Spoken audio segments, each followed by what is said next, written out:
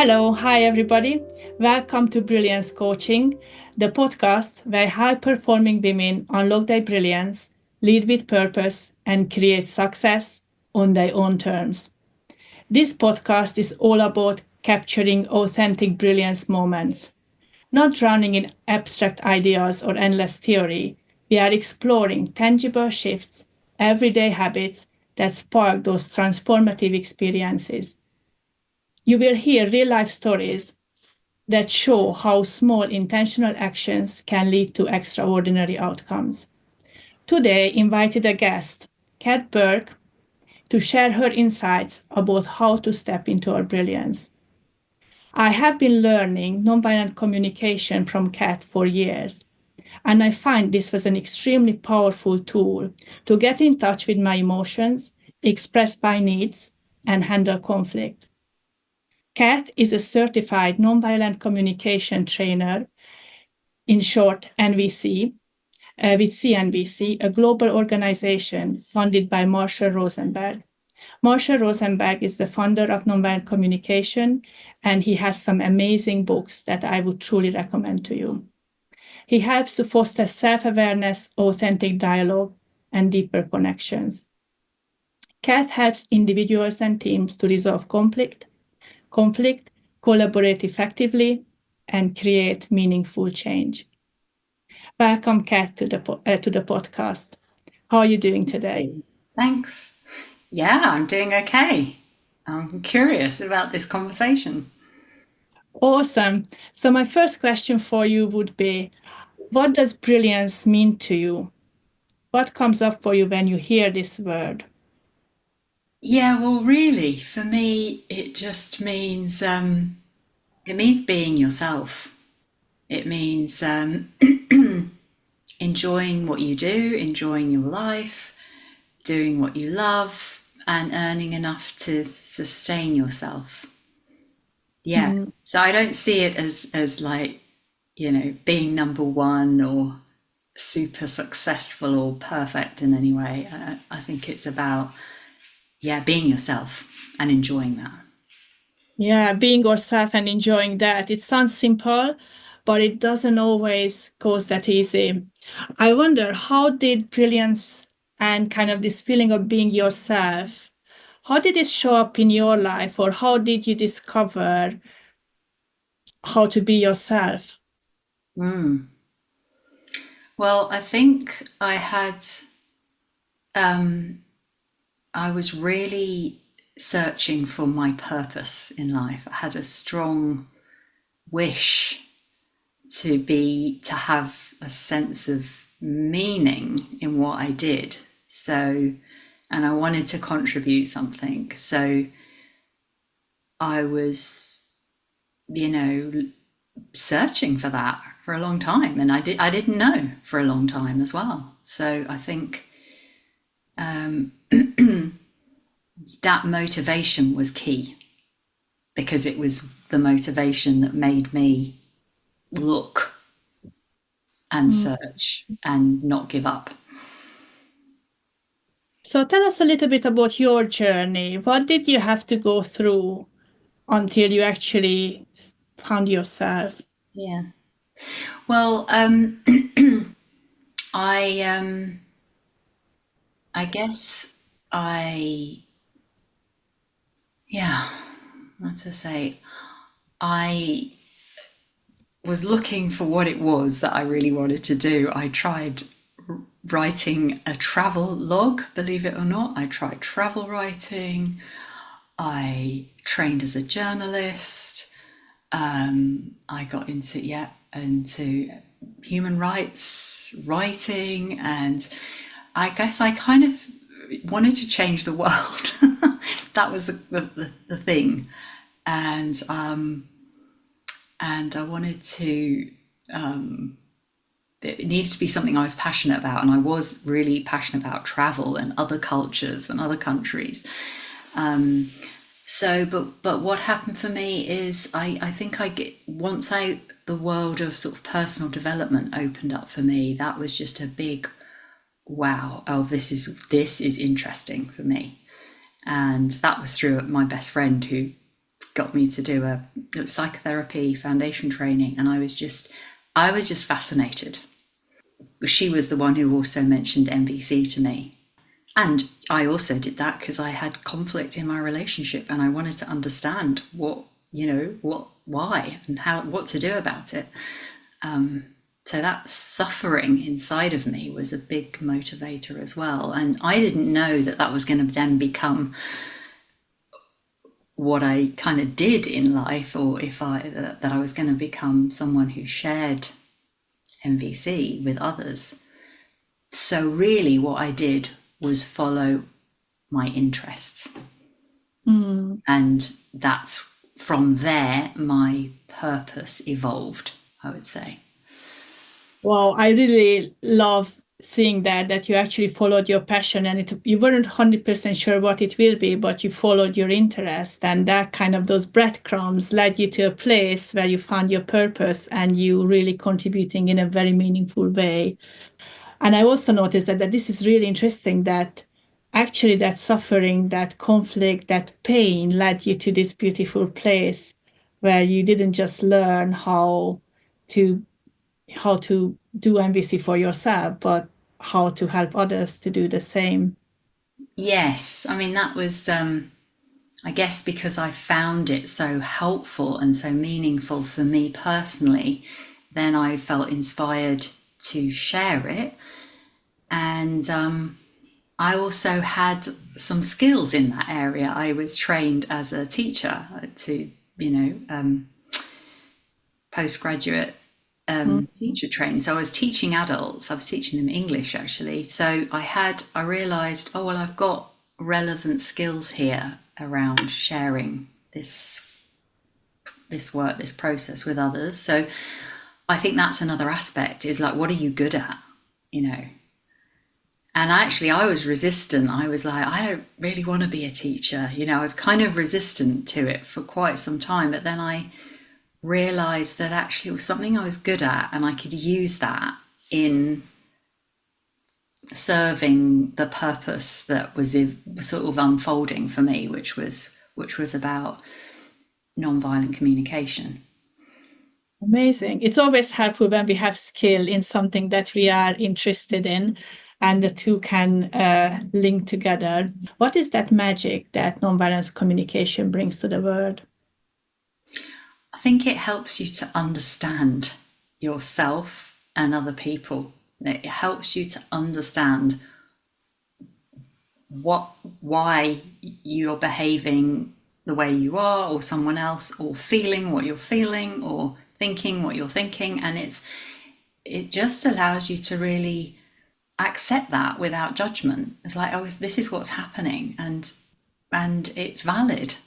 And what I'm feeling or thinking is valid, and same with someone else. And then the heart of MVC is understanding our needs. And so when you are able to fathom your own needs and those of another person, you can take the judgment out of yourself, judgment towards yourself, but also towards another. It makes it a lot easier anyway to find the common ground, which is our basic human needs that are motivating whatever we're saying or doing in any moment. That is a basic assumption of MVC.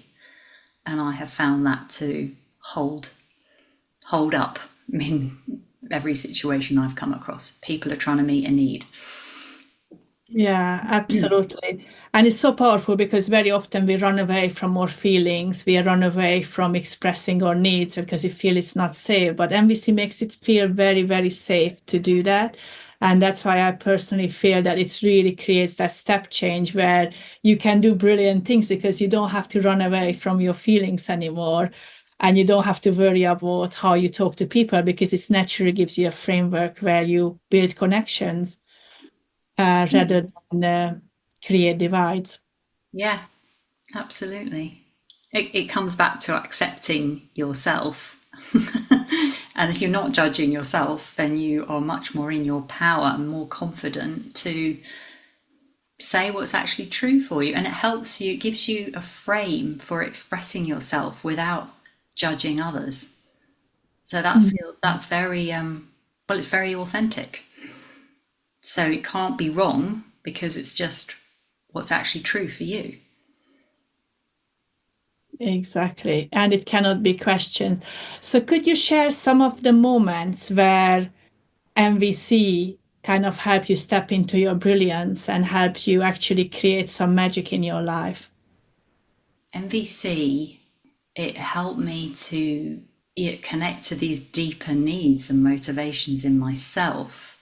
And that had a lot to do with transforming people's lives, contributing to people, having a different experience like I had experienced. So it's just really, MVC is a framework that really helps you clarify, everything, whatever's going on or what you're dreaming about.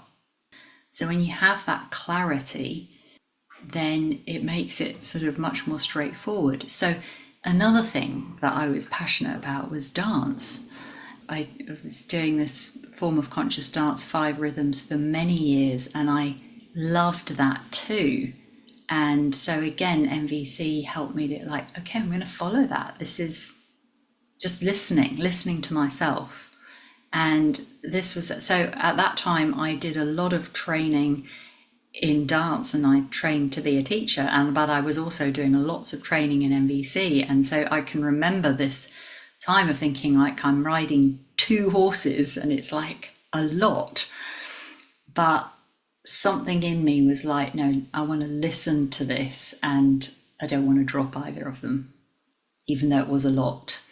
And I'm really glad that I didn't, because I bring these 2 things together now, and they're the 2 things I'm passionate about. So yeah, just that inner clarity, I think, is something that MVC helped me to have, so that I knew what I wanted to do.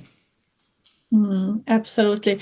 And for me, it's also MVC comes through in these little things, like when I had a conflict with someone and didn't really know how to express that I wasn't happy with the decision they have taken, and just having that ability to be able to speak about it and speak about it in a way that it made the relationship stronger, and just sharing, actually, I'm talking to you because the relationship between us is really important to me. That's why I really would like to clarify how come that you made this decision and you didn't get the chance to talk to me about it beforehand. And that created a very different conversation than just saying, hey, you should have talked to me about it. It was really expressing the need for the connection and my appreciation for the person, and asking a more curious question about what was going on for them that they didn't talk to me before making that decision. So there's subtle differences that can be really helpful, and conversations we can face into when we have this skill of understanding what's going on for us Yeah, and absolutely. the curiosity of what's going on for others. Yeah, so many instances of that. And just even simple things like the neighbour who was playing loud music in their garden, really loud music, ghetto blaster in the garden. And instead of just assuming they were inconsiderate and just being really fed up about it and angry and saying nothing or going and shouting at them, the MVC approach just meant that what I did was I went round there to create connection. And I could see they were having some kind of party or something, so I took a bottle of wine, and my approach was to connect first rather than to blame them. And it just turned out, I got a bottle of wine back, an invitation to the party, and I was able to express my needs for peace and quiet, and they had a real willingness to go, okay, yeah, we didn't know this was affecting you. And so we were able to make an agreement about, I could go round there if I happened to want to be peaceful in my garden and they were playing loud music, that I could go and let them know. And they were like, yeah, do. And anyway, we'll play our music while indoors rather than place it outside. So yeah, just things like that. That's just an example of going for connection. And it's surprising what can happen when you do. Yeah, that's wonderful. And it sounds simple, but I think many people struggle with that. Would you mind sharing how did you start that conversation with the neighbors? I just went around and I said, it sounds like you're having a lot of fun. Like, are you celebrating something today? That's how it. And then they were going, yeah, it's our son's 16th birthday.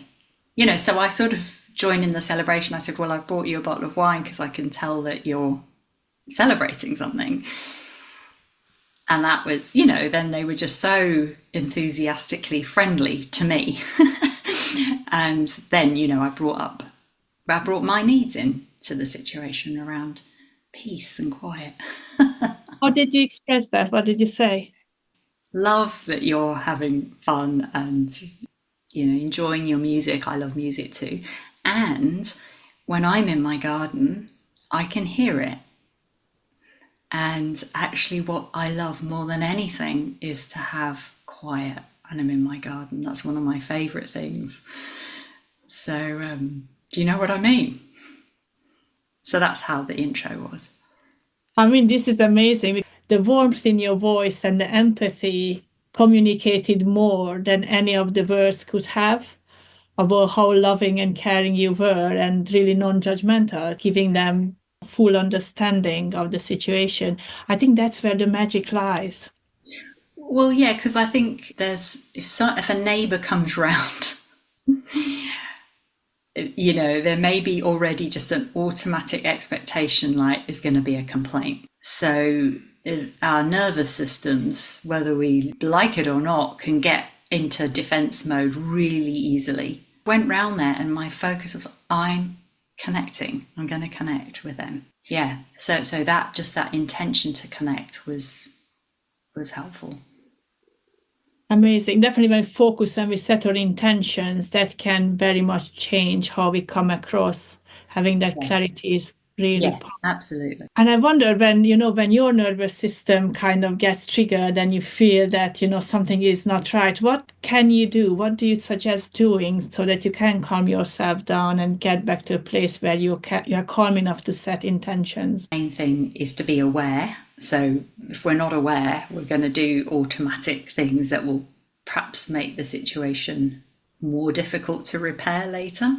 This is where the breath comes in, the body noticing the sensation, feeling your feet on the floor, and saying nothing can be huge. So to be able to just pause internally, maybe even take some space, just say to somebody, I'm about to say something I might regret, so I'm just going to take some space and I'll come back to this conversation. Yeah, I need to take a moment to just really get clear what's going on for me, and I'll be back. So and we can only do the best we can.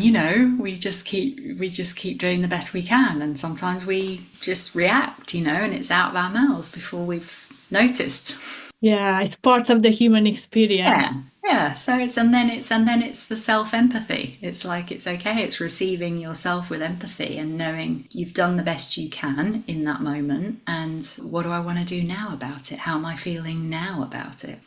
Yeah, amazing. I love this honest expression, admitting and sharing that I need to take a moment before I respond, and actually owning that experience that, yes, I don't have to respond automatically. I have the right to stop, to pause. If I already said something that I didn't like, I also totally have permission to say, actually, yes, it wasn't what I wanted to say, and just try again. I wonder, how do you help others to discover stepping into this way of living, into this being in nonviolent communication, and ultimately living in their brilliance? Yeah.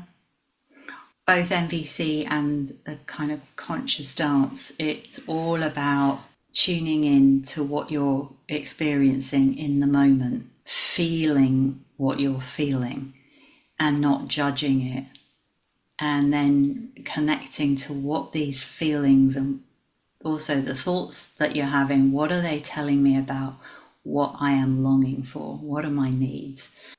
This is how people connect to themselves, and then they can, then that, Yeah, it's really connecting with their life force. And I think that's where your brilliance lies. It's your life energy. And how does it want to be expressed in your particular unique way?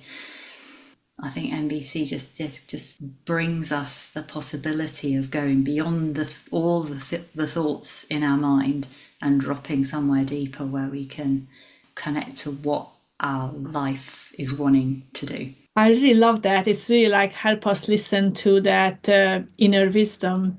And it's Yeah.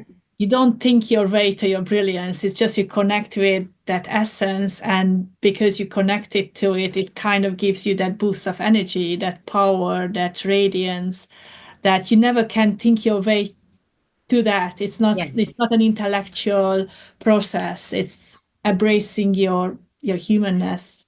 Yeah, and that is really challenging, and I find that challenging as well at times, to just trust my body and trust that I don't need to work it out in my head. I mean, that I can, the motivation will come through me and take me to what I next want to do, rather than I've got to think this out and work it out in my head. Yeah, exactly. We are not really taught how to do this more intuitive ways of living, and it's nearly sometimes feels it's wrong if you didn't think it through or you haven't made a detailed plan. And very often that can hold us back to have a real life experience in the present. Yeah, I mean, not to say that our minds aren't incredibly helpful, because they are, and that, but it's just that they tend to dominate. That's, and we don't, heart doesn't get a look in often. So it's just about bringing more balance. Absolutely. And what sort of daily habits do you have that helps you keep yourself staying balanced? I do sit and meditate every morning, like about half an hour, and I find it really nourishing. I mean, and this is possible because I now work from home. I think it was much more challenging when you have to do a long commute, but nevertheless, just even if it's a short time, just that's what I do. I sit and I meditate and I have a practice. I also have started going to the gym, which was kind of for health reasons, but actually it's so good for my mental health, especially if I'm at home working all day, or I've got an evening group or class or something, that I take time in the middle of the day to go out and exercise and be outside as well. I really feel that, the benefits of that. And taking breaks, resting, and that I do struggle with that. I'm always needing to remind myself to have a break. MVC definitely helped me with that, to just slow down and actually listen to my body, even just having silence and just bearing the silence and start enjoying and listening to the silence is something it was not familiar to me, because I was just like go, go, go, do, do, do. And in the first sessions, when we were just like listening to the silence and waiting patiently until somebody said something, was a quite new experience to me. I also wonder who has inspired you cultivate these practices to really kind of tune into your inner wisdom? So many teachers. I mean, one who springs to mind is my dance teacher, Sue Rickards. She's very, very down to earth, very warm and welcoming, and I think that's seeped into me somehow. Of course, dance practice, again, it's all about listening to the body, welcoming yourself as you are. So I know that it comes through me and is in me through the work that I do. And I wonder how all of these practices, all this personal development, MVC, the dance, how has it shifted your life experience? What has changed for you? I would say the main thing is that by and large, I'm comfortable in my own skin, happy with who I am. I definitely remember a time when that was not the case.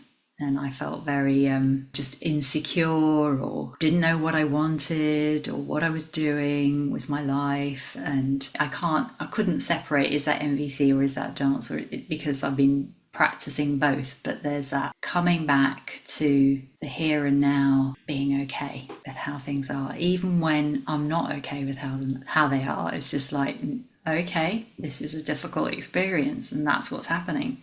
Yeah.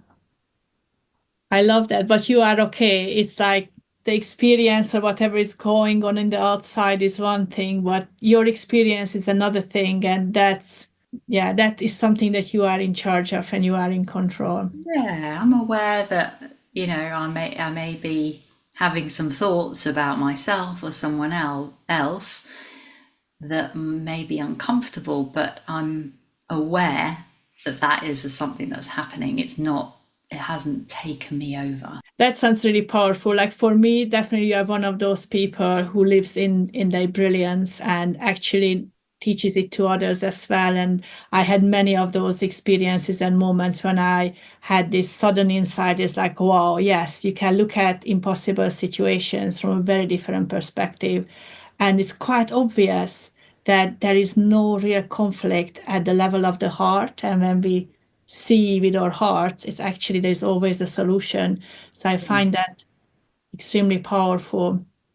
Well, I was just going to say it's all about relaxation, I think, in the end. Like, okay, so even being comfortable with yourself, what does it mean? It just means you're relaxed. Get tense, you tense up, well, you can still come back to being able to relax into what's happening, even when it's uncomfortable. Yeah, relaxation. That's really interesting because the bodily sensation, isn't it? You feel it in your body when you tense up. And then once you work through and you identify this is your thinking, your needs, your emotions, you can start relaxing again. And becoming relaxed in our life is actually huge. Yeah. That changes the life experience and definitely increases confidence when you can relax about your own Yeah, life. For me to be absolutely. heard. Thank you. That's a yeah, that makes a big difference for anybody who would like to get to the next level in their life or career to be able to be relaxed about it and go after what they truly want, being true to themselves. So, what would be a one final piece of advice or wisdom you would love to share with our audience? I guess it would be just keep noticing what you love, what you enjoy doing, and what excites or ignites you. Or, where you feel relaxed as well, or, and pursue that. That's wonderful. Thank you so much. That would definitely help people to step into their brilliance, feeling relaxed, recognizing what truly matters to them, following their heart. Thank you so much, Cath, for being our guest. So, this is a wrap on today's episode, but the journey doesn't stop here. If you are ready to take the work deeper, please visit Cath's website at www.empathymatters.net and you can find out more about nonviolent communication. And also, if you are curious about more resources on how to discover your brilliance, visit my website at www.brilliancecoaching.co. Until next time, keep leading with purpose and own your brilliance. Thank you so much. Thank you, Julia.